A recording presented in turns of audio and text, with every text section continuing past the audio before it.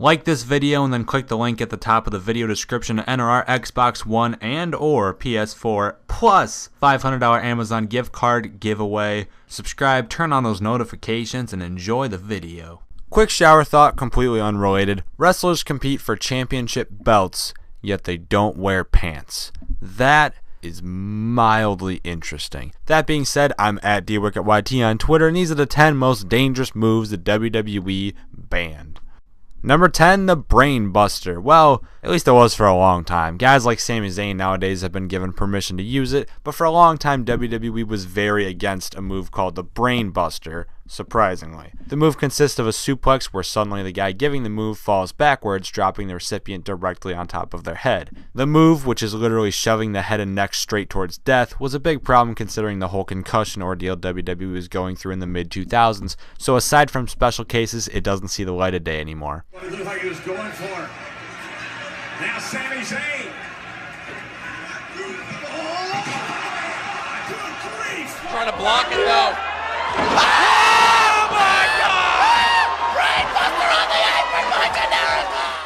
Number 9, the Pile Driver. And hey, speaking of concussion spookers that consist of a wrestler being forcibly pushed onto the top of their cranium, we have the Pile Driver. Infamous for shortening the career of Stone Cold Steve Austin. No! How about that? The move has been banned ever since, except in 2011 when CM Punk and John Cena's Money in the Bank 5-Star Classic was given the green light to break a neck or two, because of course it did. It didn't even lead to a pinfall, just a 2 count. This match, oh no, it's a big man. Batista got a bird's eye view. Oh, look at Punk. Punk went for the knee. Punk went for Cena's knee. Now Oh, Cena. No, he's not going to go. Oh my God, a pile driver. Oh my God, a pile driver. Number 8, the punt, specifically used by Randall Keith Orton. The punt was... well, it was a straight up punt to the head. Literally, how would anyone be surprised by this? The punt was so deadly in kayfabe that it was really only busted out when characters had to be worked off television. They'd follow Orton and the big boot would be dragged across their face. It's actually kind of surprising that the genuine drop kick to the head where the brain lives existed in the post-Benoit era where WWE was very concerned about concussions.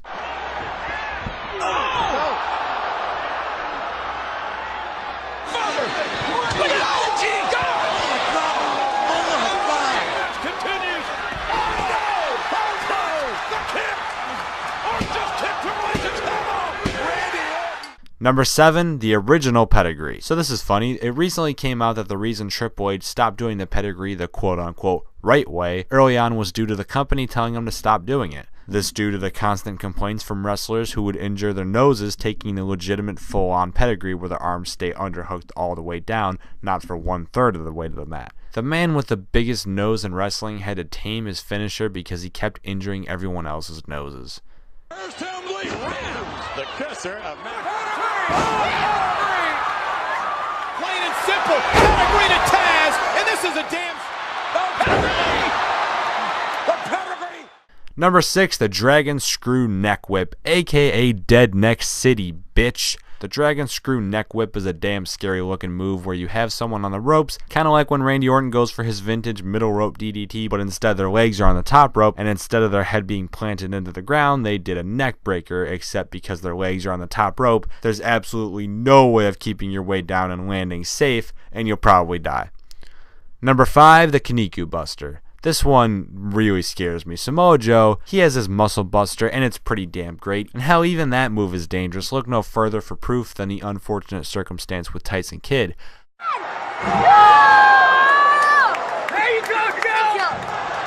But there's a move very similar that's much, much deadlier. So take the muscle buster. Muscle buster already. Oh my God.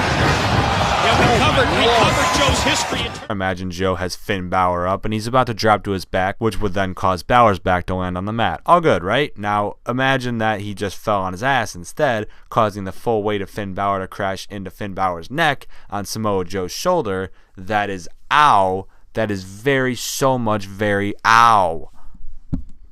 Number 4, the Canadian Destroyer. This move is silly.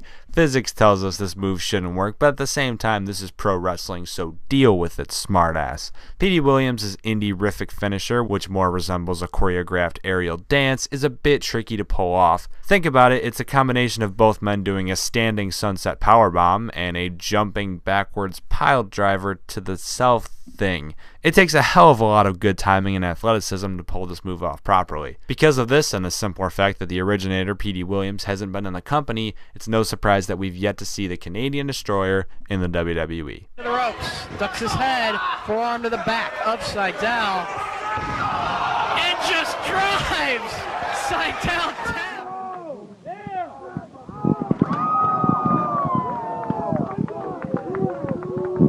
Cradle power driver. Storm charges. Lynn with a back body drop. Duck down in time. Wait a second. This is it. Canadian Destroyer. They got it.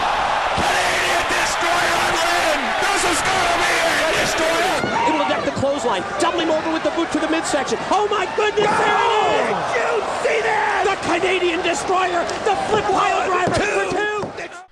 Number 3, chair shots to the head. Do it, bro. Don't do it. This list isn't about finishers, and this is the reason why. Everything about chair shots to the head are awful. I mean, they look pretty cool usually, but aside from that, they are a mess. They heavily influenced the foundation of concussions. They caused head trauma. They were a PR nightmare, and believe it or not, there's not too much healthy in general about a chair of steel colliding with the head.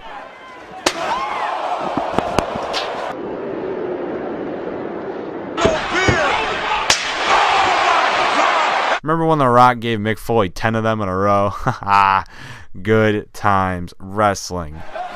Don't! No! Oh! And Mankind out to his feet, and another one! What the hell is Mick Foley doing? He's coming for more! Say it! No! Come on, Mick, say it! Number 2, the burning hammer. Gosh, Japan. Gosh, this move is deadly as fuck.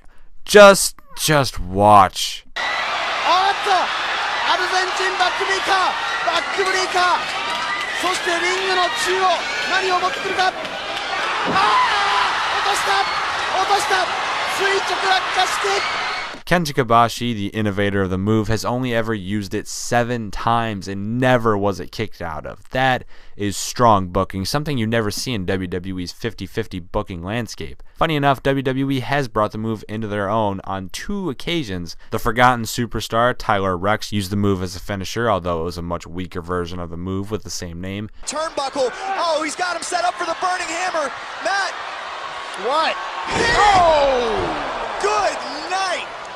And Brian Kendrick, of all people, brought out the move in his Cruiserweight Classic match with Kota Ibushi. Brian Kendrick. No!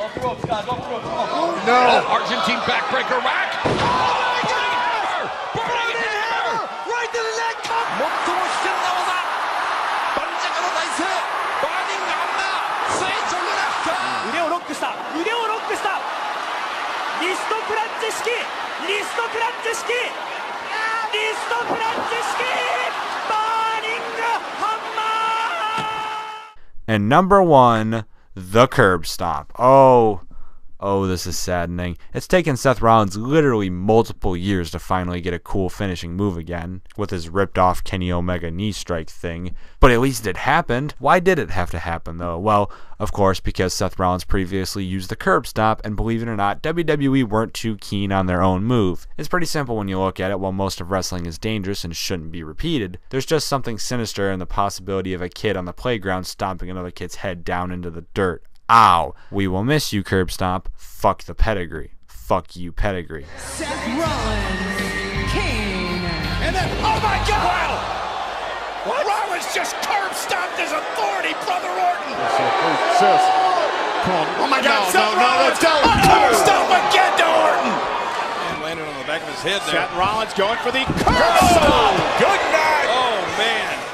And those were the 10 most dangerous moves that the World Wrestling Entertainment Promotion Company looked at and thought, yeah, no good.